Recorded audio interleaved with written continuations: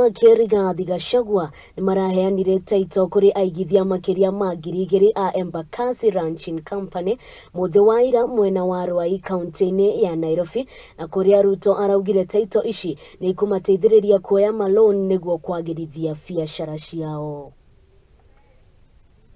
Ameishi kwa plot for more than 35 years, lakini mwenye anapewa taito ni mtu mwingine. Hao watu wa Embakasi wameumia siku mingi, na tuna hakika vile sisi tunakujua, tunakuelewa. Wewe ndio utakuwa rais wa Jamhuri ya Kenya ambaye atatatua maneno ya Embakasi Ranching once and for all. Na rais, hawa wananchi wa hapa ni watu wako na bidii. Ile tu wanataka ni wapewe haki yao, aweke nyumbani, atumie kukopa pesa, wafanye biashara. Serikali tunasema kazi yetu ni kuhakikisha kila mwananchi anapimiwa ardhi yake, anapatiwa hati miliki, ndio kusitokee shida ya makao ya wananchi wa taifa letu la Kenya.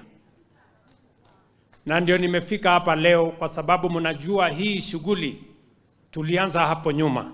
Kufikia sasa tumetoa title deeds 16,000 in the last almost 8 years. So, mimi nataka niwaambie hawa wangwana, sisi tunawajua na tunajua mbinu zenu, na itaanguka vile ilianguka mbeleni na vile inaangukanga kila siku.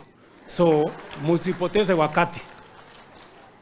Mpango ya kuhakikisha kwamba kuna ajira kwa vijana wa taifa letu la Kenya itaendelea mbele.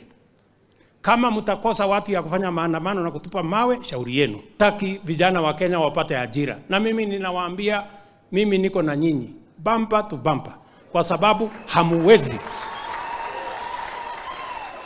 You cannot disenfranchise the children of Kenya, the young people of Kenya.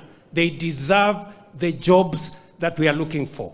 Ruai, mimi ndamalizia na kusema ya kwa mle contractor wamepewa kazi ya naomba hata ukisema tupatiwe milioni 700. Na ripoti hiyo ikimaine